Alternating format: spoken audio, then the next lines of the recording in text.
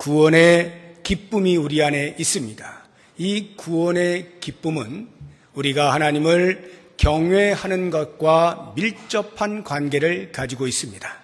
우리의 마음에 심겨진 구원의 기쁨이 커지면 커질수록 여호와를 경외함의 깊이가 더해집니다. 반대로 여호와를 경외함의 깊이가 더해지면 더해질수록 우리의 마음에 심겨진 구원으로 말미암는 기쁨도 더욱 커집니다. 바꾸어서 이해를 하면 여호와를 경외함에 소홀함이 생기면 생길수록 우리 안에 있는 구원으로 말미암는 기쁨이 점점 사라지게 되고요. 그렇게 기쁨이 점점 사라지면 사라질수록 더 하나님을 경외하는 자리에서 멀리 떠나가게 됩니다. 그러므로 우리가 하나님을 경외하는 자로서 하나님을 경외함에 있어서 반드시 알아야 하는 몇 가지가 있습니다. 몇 가지를 같이 생각하면서 은혜를 나누기 원하는데요. 제일 먼저 우리가 꼭 알아야 하는 것은 내가 누구냐 하는 나의 정체성 부분입니다. 나는 누구인가를 정확히 알아야 하나님을 온전히 경외할 수가 있습니다. 우리는 예수 그리스도를 믿어 영접함으로 구원을 받고 하나님의 자녀가 된 사람들입니다. 죄의 노예로 종으로 살던 자리에서 생명의 나라로 빛 가운데로 옮겨진 사람들입니다. 더 이상 종이 아니죠. 오늘 본문의 말씀을 보게 되면 예레미야가 안타깝게 여기는 것은 이스라엘 백성들이 더 이상 종이 아님에도 불구하고 종으로 살아가고 있다는 사실입니다. 우리가 읽지는 않았습니다만 예레미야 2장 14절을 보시면 이스라엘이 종이냐 시종이냐 어찌하여 포로가 되었느냐 말씀하면서 안타깝게 여기고 있습니다. 이미 이스라엘 백성들은 오랜 종살이를 했습니다. 애굽에서의 430년. 그러나 하나님께서 은혜를 베푸셔서 모세를 통하여서 그곳에서 나오게 하시고 하나님께서 약속하신 기름진 땅, 젖과 꿀이 흐르는 땅, 가나안 땅에 와서 정착을 할 수 있게 해 주셨습니다. 더 이상 종으로 살지 아니하는 존재들입니다. 그럼에도 불구하고 그 자유함을 잊어버리고 오히려 종으로 살아가고 있는 이스라엘 백성들의 현실을 보면서 예레미야가 안타깝게 호소하고 있는 모습입니다.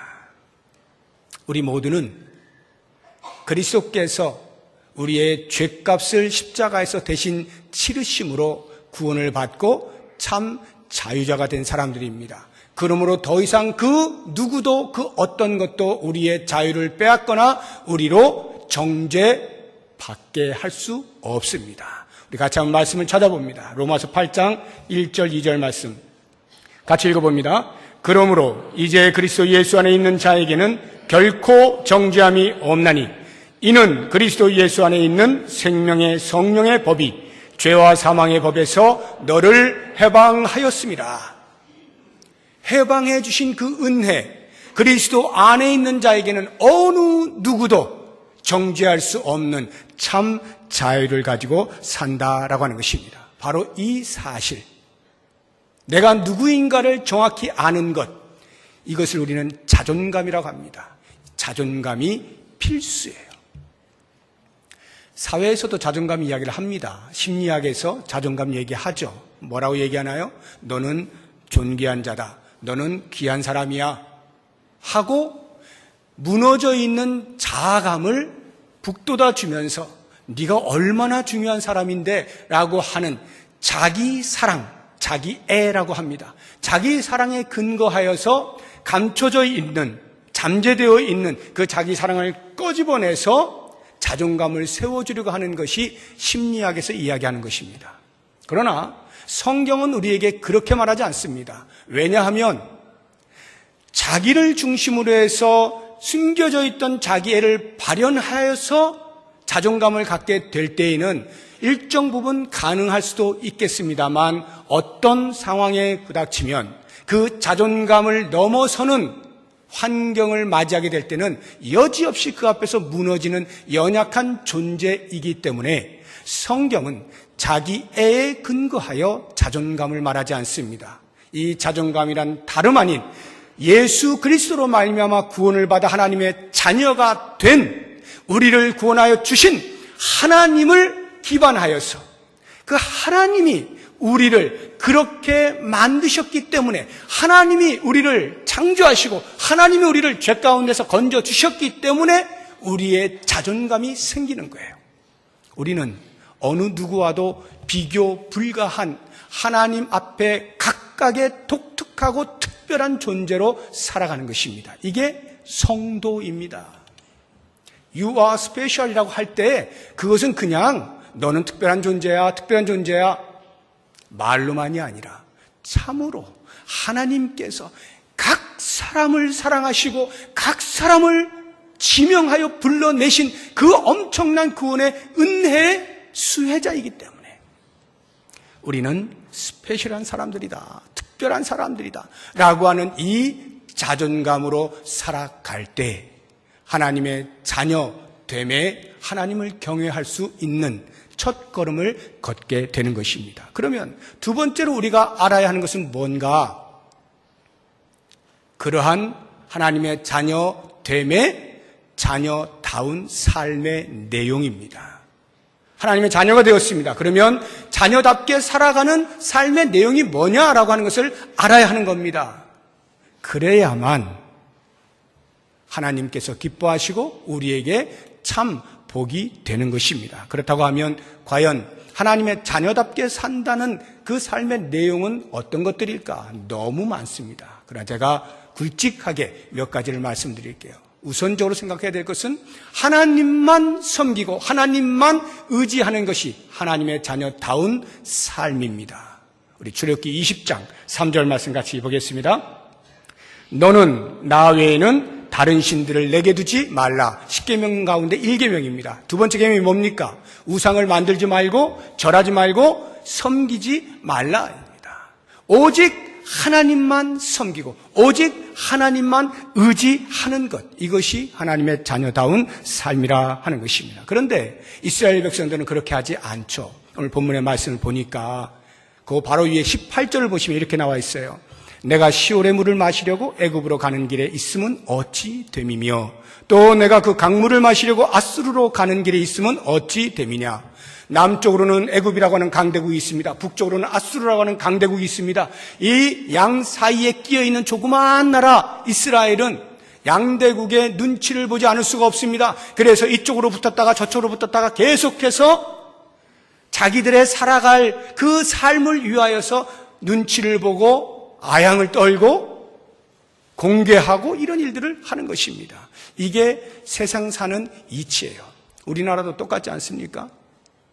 우리나라가 강대국이라고 하지만 사실은 강대국 앞에서는 별로 강하지 않은 약소국가이죠. 한편으로는 미국이라고 하는 강대국이 계속해서 압박을 합니다. 또 다른 쪽에서는 중국이라고 하는 또 강대국이 또 압박을 합니다. 그 양쪽에서 우리가 샌드위치가 돼가지고 여기도 눈치 봐야 되고 저기도 눈치 봐야 되고 어떻게 해야 될지 지금 현 정부가 아마 머리 아플 겁니다. 지혜롭게 헤쳐나갈 수 있도록 우리가 기도해야 돼요. 특별히 6월이니까 나라를 위해서 기도 많이 해야 되는데 이게 세상 사는 이치예요. 세상 사는 이치는 더불어서 서로 손해 안 보고 잘 살 수 있는 방법들을 꺼집어내는 겁니다. 그리고 피차에 피해 안 가게 서로 잘 될 수 있도록 이렇게 하는 겁니다. 그런 가운데 자기 나라가 손해보지 아니하는 그러한 길을 모색하면 그 사람은 훌륭한 지도자가 되는 거예요. 그런데 하나님의 나라는 그런 이치로 살지 않습니다. 이 나라 저 나라 눈치 봐가면서 적당히 줄 거 주고 받을 거 받고 이렇게 하면서 살지 않습니다. 하나님의 나라는요, 처음부터 끝까지 철저하게 하나님의 통치 아래, 하나님의 다스리심 아래 살아갑니다. 철저하게. 다른 그 어떤 것과 타협하지 않아요. 왜냐? 하나님이 완벽한 공의를 행하시는 분이기 때문에 그렇습니다. 하나님이 우리에게 완벽하게 보호하시고 지켜줄 수 있는 능력이 있으신 분이시기 때문에, 그리고 그 약속을 신실하게 지키시는 분이기 때문에 우리들은 철저히 하나님의 다스리심 아래에 있을 뿐입니다. 이 세상과 기웃기웃거리지 않습니다.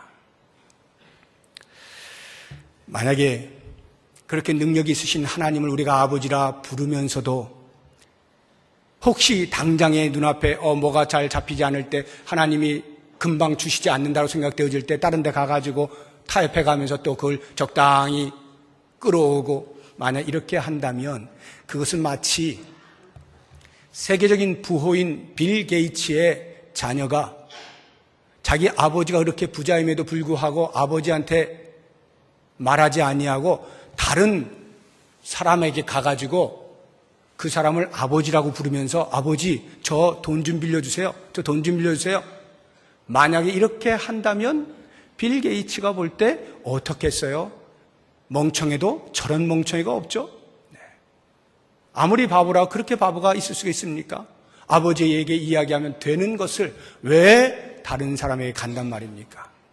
전능하신 하나님을 아버지로 모시고 온 우주 만물을 창조하신 하나님을 아버지라 부르고 있는 우리들이 무엇이 부족하여서 이 세상의 방법을 따라서 적당히 타협해가면서 손을 내밀고 붙잡고 그렇게 하면서 살 이유가 무엇이 있어요? 우리는 애굽을 의지할 필요가 없습니다.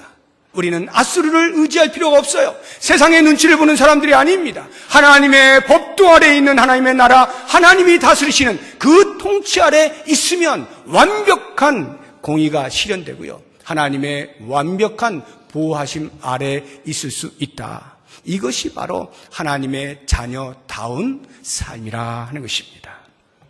또 다른 하나 있다면 위선을 버리는 거예요. 외식을 버리는 것입니다. 형식과 껍데기 이런 것들을 벗어던져야 돼요. 우리 갈라디아서 5장 1절 말씀 한번 보겠습니다. 같이 읽어봅니다. 그리스도께서 우리를 자유롭게 하려고 자유를 주셨으니 그러므로 굳건하게 서서 다시는 종의 멍에를 매지 말라. 그리스도께서 자유를 주시려고 자유를 주셨어요. 십자가에 매달려 죽으심으로 당신을 희생하심으로 우리에게 참 자유를 선물로 주셨어요. 그렇기 때문에 그 사람들은 더 이상 죄의 종의 멍에를 매면 안 되는 것입니다. 여기 이 종의 멍에라고 하는 것은 본질적으로는 율법을 말하는 거예요. 이스라엘 백성들이 율법을 받았습니다. 거룩한 율법입니다. 그런데 그 율법을 지켜내는 것으로서 구원에 이를 것으로 여기다 보니까 계속해서 몸은 따라가지 않는데 내면은 아무런 반응이 없는데 일단 지키고 봐야 되니까 껍데기만 자꾸 늘어나는 거예요. 형식만 계속 중요하게 여기는 거예요. 내용은 없고 껍데기만 철저히 지켜나가다 보니까 온갖 위선과 외식의 냄새로 풍기게 되는 것이죠.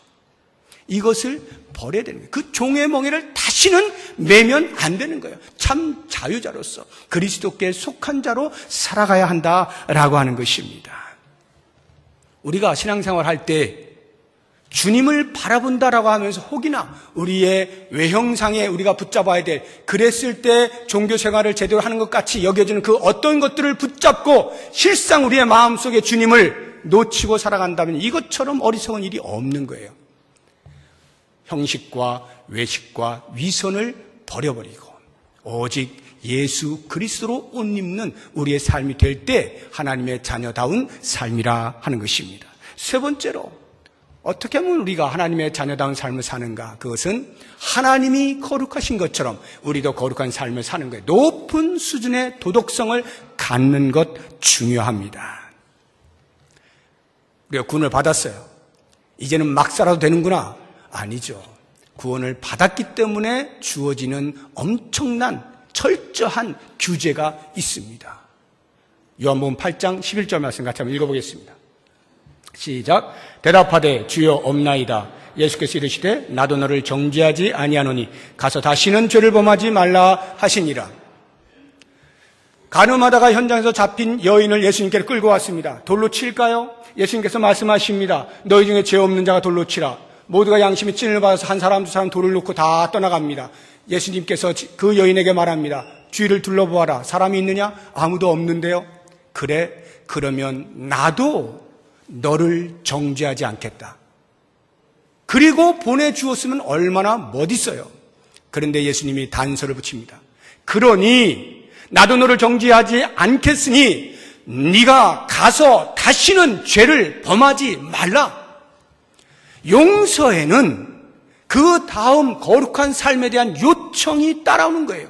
하나님께서 그리스도를 희생시켜가면서까지 우리를 부르셔서 용서해 주셨을 때는 우리에게 하나님의 거룩하심으로 도달할 수 있는 거룩한 삶을 요청하고 계신다 이 말이에요.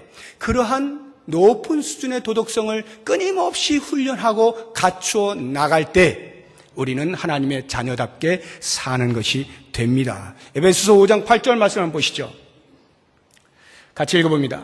너희가 전에는 어둠이더니 이제는 주 안에서 빛이라. 빛의 자녀들처럼 행하라.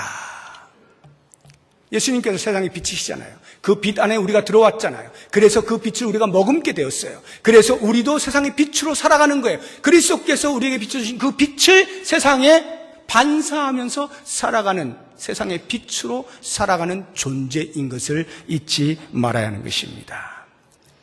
네 번째로 우리가 어떻게 하나님의 자녀답게 살아가는가? 그것은 하나님께서 우리를 부르신 부름에 합당한 삶을 사는 거죠.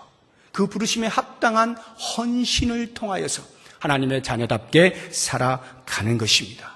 예수님께서 제자들에게 너희가 나를 따를 거냐? 너희가 나를 따를 거야? 그러면 이렇게 살아라. 마가복음 8장 34절 말씀 같이 읽어봅니다. 무리와 제자들을 불러 이르시되 누구든지 나를 따라오려거든 자기를 부인하고 자기 십자가를 지고 나를 따를 것이니라. 비아 돌로로사, 예수님께서 당신의 십자가를 지고 온 인류의 죄를 짊어지고 골고다 언덕을 걸어가십니다. 그 비아 돌로로사, 십자가의 길, 우리에게도 요청하고 계시는 거예요. 예수를 따르는 제자들에게도 동일하게 요청하시는 거예요. 나를 부인하고 나에게 주어져 있는 나의 십자가를 지고 예수님 가신 그 길을 따라가는 거예요. 그래서 우리가 죄의 종으로 있다가 자유자로 부름을 받아 생명의 나라로 빛 가운데로 들어왔을 때 이제부터 우리 앞에는 평탄대로가 확 펼쳐진 게 아니라 오히려 반대로 넓은 길로 마음껏 살았던 그 삶에서 절제하면서 주께서 우리에게 요청하시는 그 비아 돌로로사, 십자가의 길, 좁은 길을 따라가게 되어 있는 거예요. 우리가 그 요청을 받고 있어요. 그 헌신을 할 때 하나님의 자녀답게 살아가게 되는 것입니다. 그래서 더 이상 우리는 우리의 기분대로 우리의 원하는 대로 살지 아니하고 내 안에 계시는 예수 그리스도께서 원하시는 것이 무엇인가를 생각하게 되고 하나님께서 기뻐하시는 일이 무엇일까를 생각하면서 살아가는 존재가 성도입니다. 바로 이러한 헌신, 이것이 하나님의 자녀다움이라 하는 것 생각하시면서 우리가 이렇게 하나님의 은혜를 입은 구원받은 자로서 어떻게 하면 구원받은 자답게 살 것이냐에 대한 내용들을 충분히 알 때 하나님을 온전하게 경외할 수가 있는 것입니다. 마지막 세 번째로 우리가 알아야 하는 것, 오늘 본문의 말씀에 나오는데요. 하나님의 자녀로서 하나님의 자녀답게 살 때 하나님은 우리에게 복을 주시지만 그렇지 않고 하나님의 자녀답지 못한 행동을 할 때에는 반드시 하나님의 징계가 따라온다는 사실도 알아야 합니다. 하나님의 징계를 알아야 하는 것입니다. 하나님은요, 우리를 구원해 놓으시고요, 마음대로 살아라고 방치해 놓지 않으셔요. 그렇기 때문에 하나님의 자녀답게 살지 못할 때에는 바르게 살으라고, 이곳으로 오라고 계속 채찍질을 하시는 것입니다. 오늘 본문의 말씀 보십시오. 19절에 보니까 내 악이 너를 징계하겠고 내 반역이 너를 책망할 것이라. 그런즉 내 하나님 여호와를 버림과 내 속에 나를 경외함이 없는 것이 악이요 고통인 줄 알라. 여기 악이라는 말은 죄악이다 이런 뜻이 아니라 재앙이다. 재앙, 나쁜 것이다. 재앙이고 고통이다 이런 뜻인데, 하나님을 경외하지 않는 것이 나에게 재앙이고 고통이다. 다시 말하면 하나님을 경외하지 않으면 그 결과로서 반드시 고통을 당할 것이다 라고 하는 말씀을 알라라고 하는 것입니다. 여러분 아십니까? 징계가 올 때 하나님께서 나를 징계하시는구나. 하나님께 나를 자녀답게 만드시기 위하여 징계하시는구나. 아십니까? 아는 거 굉장히 중요해요. 그것을 알 때 내가 하나님의 자녀됨을 인식할 수가 있게 돼요. 우리 히브리서 12장 6절에서 8절 말씀 같이 읽어봅니다. 주께서 그 사랑하시는 자를 징계하시고 그가 받아들이시는 아들마다 채찍질 하심이라 하였으니 너희가 참음은 징계를 받기 위함이라. 하나님이 아들과 같이 너희를 대우하시나니 어찌 아버지가 징계하지 않는 아들이 있으리요. 징계는 다 받는 것이거늘 너희에게 없으면 사생자요 친아들이 아니니라. 내가 엄청나게 잘못을 했어요. 거짓말하고 도둑질했어요. 그런데 우리 부모님이 아무 소리 안 하셔요. 이야, 우리 부모님 정말 좋으신 분이야. 바보 같은 소리예요, 그거는. 그건 자기가 친아들이 아니란 뜻이에요. 의심해봐야 돼요. 아버지, 나 주워 왔어요? 물어봐야 돼요. 친아들은요, 친자녀는 절대로 잘못했는데 그냥 놔두지 않습니다.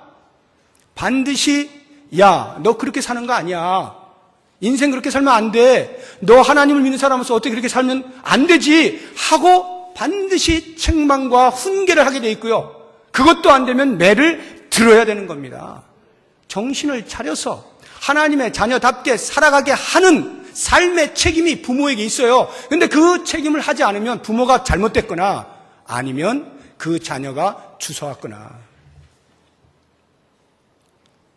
사생자가 아니면 친아들이면 반드시 부모의 징계가 있다라고 하는 것을 기억해야 됩니다. 자, 그렇다고 하면 여러분 하나님께서 징계를 하셨어요. 그러면 아프죠? 고통을 느끼게 되어 있습니다. 우리가 욥을 보시면요. 욥은 하나님이 징계하셔서 고통을 받지는 않았습니다. 믿음의 연단을 위해서 받은 것이지만 그 고통의 내용은 동일합니다. 자기 몸에 병이 오죠. 또는 물질이 다 사라지죠. 또는 친구들이나 자기 아내로부터 조롱을 받고 멸시를 받죠. 사회적 지위와 명예가 하루아침에 떨어집니다. 이러한 것들이 고통이에요. 그러면 그러한 고통이 우리에게 찾아오면 우리는 금방 느낍니다. 아이고, 고통이 왔구나. 알죠. 이스라엘 백성들이 압니다. 그러니까 이스라엘 백성들은 끊임없이 그렇게 하나님께 징계를 내리시면 견디다 못해 어떻게 해요? 다시 나아가서 하나님 살려주세요 하잖아요. 그럼 하나님은 어떻게 해요? 다시 또 살려주시잖아요. 이걸 반복한 게 문제지 이스라엘 백성은 그래도 좀 알긴 아는 거예요. 안다는 것은요, 기회가 있다는 겁니다. 회개할 기회가 있잖아요. 돌아설 기회가 있잖아요. 이걸 만약 모른다고 생각해 보세요. 어떻게 되겠어요? 우리 부모가 자녀가 거짓말을 했어요. 도둑질을 했어요. 그래서 매를 댔습니다. 그러면 안 돼 하고 때렸는데 이 자녀가 왜 때려요? 왜 때려요? 자기가 왜 맞는지를 몰라요, 지금. 그리고는 뛰쳐나갑니다. 그리고 또 도둑질하고 또 거짓말을 한다라고 가정해 보세요. 그 부모의 마음이 어떻게 되겠어요? 그냥 무너지는 거죠. 무너져요. 저게 사람 되겠나. 무너지는 거죠. 그 자녀는 어때요? 미래가 암울하죠. 미래가 없어요. 자기가 잘못을 해서 책망을 받는데도 무엇을 잘못했는지 모를 만큼 미련한 자가 무슨 미래가 있겠어요. 다행히도 이스라엘 백성들은 그렇지는 않았어요. 반복한 게 문제인데. 우리들은 어떻습니까? 우리들도 제가 보기에는 대부분의 분들은 하나님의 징계에 대해서 민감하시긴 한 것 같아요. 그래서 하나님께서 징계로 하신 것 아닌데도 불구하고 길을 가다가 넘어져서 다리가 부러지면 아이고 내가 뭐 잘못했나? 막 이렇게 살펴요. 이게 우리 보통 성도들의 이 태도예요. 그만큼 하나님의 징계에 대해 민감한 겁니다. 좋은 현상이에요. 알아야 돼요. 하나님이 징계로 무언가 고통을 주시면 그 고통을 아이고 큰일 났다 하고는 회개의 자리에 나와야 다시금 아들됨의 자리로 돌아서게 되는 거 아닙니까? 아주 중요한 거예요. 여기까지는 대부분의 성도님들이 하실 수 있는 거예요. 그것도 못하면 미래가 암담하고요. 그런데 이제 오늘 제가 여러분과 같이 깊이 묵상을 해보려고 하는 것은 이 부분입니다. 만약에 하나님이 고통을 주셨는데 고통을 못 느낀다면, 부모가 자녀에게 매를 댔는데 혼나는 건지도 모르고 또 가서 똑같은 일을 한다면 고통이 고통인 줄 모르고 있다면 어떻게 될까? 회개할 리가 만무하겠죠? 뭘 잘못했는지 모르는데요. 뭔가 하나님이 사인을 주셔야 아이고 내가 잘못했구나 하고는 돌아설 텐데, 내가 주일도 빼먹고 봉사도 하나도 안 하고 내 마음대로 살고 하는데도 불구하고 잘 나가는 거예요. 돈이 새질 않아. 점점 더 들어와. 막 돈이 막 척척 들어오고요. 사람들이 막 부러워해요. 와, 좋겠수 하면서. 뭐 하나 아쉬운 게 없어요. 고통이 다가오지 않아요. 느껴지지 않아요. 그러니까 하나님 앞에서 바르게 살지 아니함에도 불구하고 그것으로 말미암아 하나님께서 어떠한 모습으로든 징계를 내리신데도 불구하고 그것을 느끼지 못하니까 그냥 방치해 두는 것입니다. 이게 위험한 거예요. 폴 브랜드 박사가 쓴, 필립 얀시와 같이 쓴 고통이라는 선물, The Gift of Pain이라고 하는 원 제목인데요. 그 책은 이 폴 브랜드 박사가 인도에서 한 20년, 미국에서 한 30년 나병 환자들 치료하면서 살았던 의사인데 그 경험을 통해서 쓴 책입니다. 고통이라는 선물. 저 사람은 고통을 안 당해봤나? 고통이 무슨 선물이야? 힘든데, 이렇게 힘들어 죽겠는 이 세상을 사는데 그게 무슨 말이야? 이렇게 핀잔을 주고 싶은 분이 계실런지 모르지만 그 책을 다 읽어보면 그게 무엇을 의미하는지를 깨닫게 됩니다. 정상인들은요, 고통을 받으면 아프잖아요, 힘들잖아요, 괴롭잖아요. 이 고통이 좀 사라지면 좋겠잖아요. 그런데요, 나병 환자들은요, 고통을 못 느껴요. 신경이 마비가 되어서요, 고통을 못 느낍니다. 아프지가 않아요. 칼로 이렇게 그어도 피는 나오는데 아프질 않아요. 감각이 없어요. 뜨거운데 손을 댔어요. 전혀 손이 녹아 들어가는 걸 몰라요. 그런데 보면 녹아 있어요. 고통을 느낄 수 없는 고통. painless pain. 정상인들은 경험할 수 없는 거예요. painless pain. 고통이 없는 고통을 너희가 아느냐? 이 말을 하고 있는 것입니다. 제가 왜 이 말씀을 드리냐 하면 우리가 하나님 앞에 바르게 살지 아니합니다. 근데 하나님께서 어떤 사인을 주셨어요. 그런데 그 고통을 내가 못 느껴요. 영적으로 마비되었어요. 무뎌요. 그러면 어떻게 될까요? 느낄 때까지 기다리면 그 사람 죽습니다. 못 느끼니까요. 못 느끼니까 계속 뜨거운데 대고 있어 보세요. 어떻게 손에서부터 시작해가지고 계속 녹아 들어가는 거예요. 죽는 겁니다, 그냥. 그런 경우는 어떻게 될까요? 느낌으로 안 되는 거죠. 그때는 알아야 됩니다. 알아야 돼요. 하나님을 경외하지 않는 것이 재앙이요 고통인 줄을 알아야 되는 것입니다. 이 나병에 걸린 사람은 뜨거운 데 손을 대면은 나는 못 느끼지만 이게 녹아 들어간다는 것을 알아야 돼요. 인지를 하면 겁을 내는 거죠. 인지하지 않는 한에 있어서는 그 사람들은 자기를 스스로 방어하지 않습니다. 그냥 놔둬요. 다치든지 손상을 입었든지 아니면 썩어 들어가든지 그냥 놔둔다니까요. 알면 어떻게 돼요? 알면 느끼지는 못하지만 뜨거운 거 되면 안 되겠네. 칼로 이렇게 하려고 그럴 때 하면 안 되겠네. 이게 되잖아요. 알아야 돼요. 왜 예레미야 선지자가 여호와를 경외하지 않는 것이 재앙이요 고통인 줄 알라라고 말씀하신 것은 알지 못하는 상황들이 너무 많다는 거예요. 우리의 삶 속에서 하나님을 제대로 섬기지 않는데도 불구하고 아무런 일들이 일어나지 않는 것만 같은 우리의 영혼이 썩어 들어가는 그런 일들이 비일비재하다는 것입니다. 잘 섬기지 않는데도 불구하고 아무 일도 안 일어나요. 잘 살아요. 평상시처럼 오히려 더 잘 삽니다. 끄떡없습니다.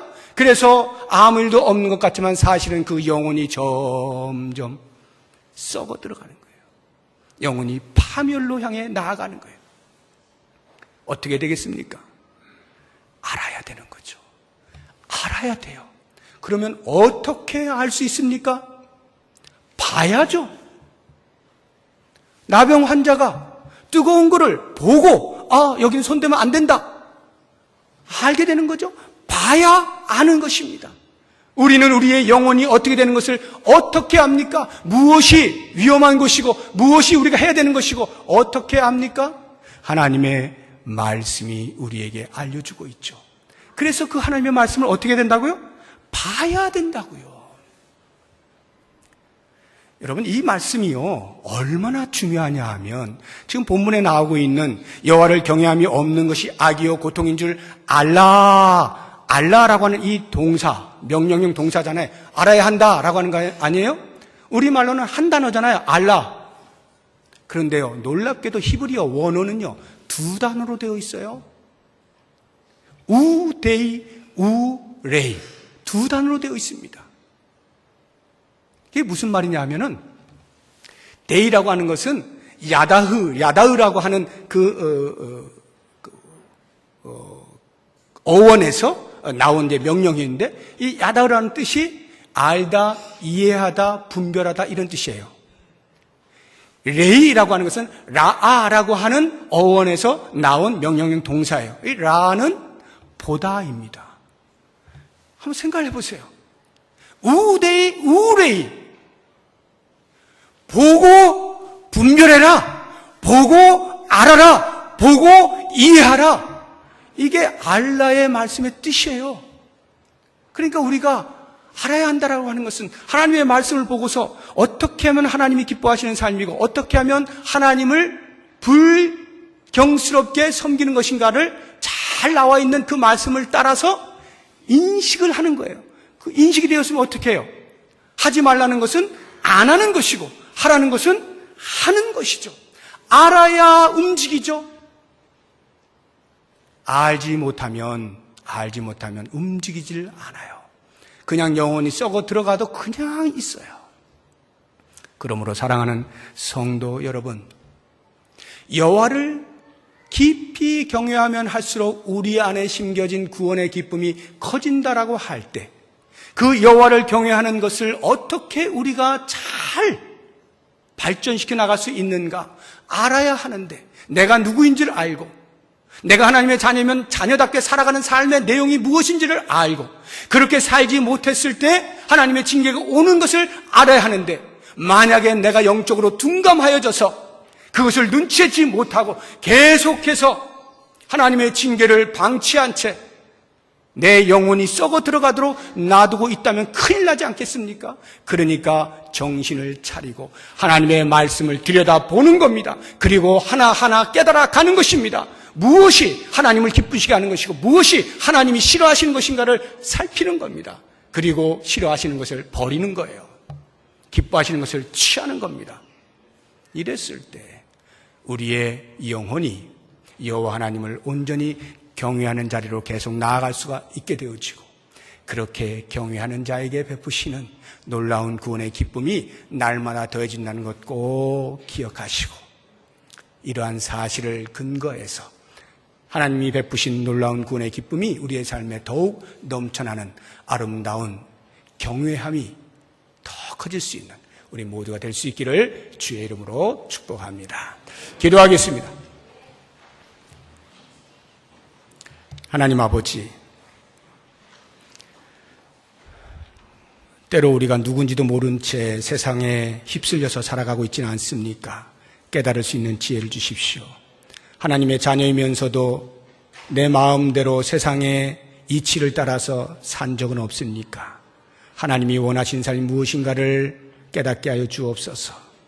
하나님께서 나를 징계하시고 옳은 길로 인도하시고자 할 때 내 영혼이 무뎌져서 알지 못한다면 주여 저희로 주의 말씀을 통하여 깨닫게 하시고 그 말씀하시는 대로 순종하여 드림으로 주를 경외하는 귀한 삶 살게 하여 주옵소서.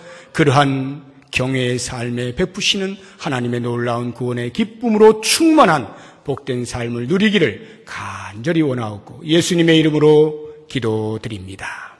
아멘. 우리 다 같이 자리에서 일어나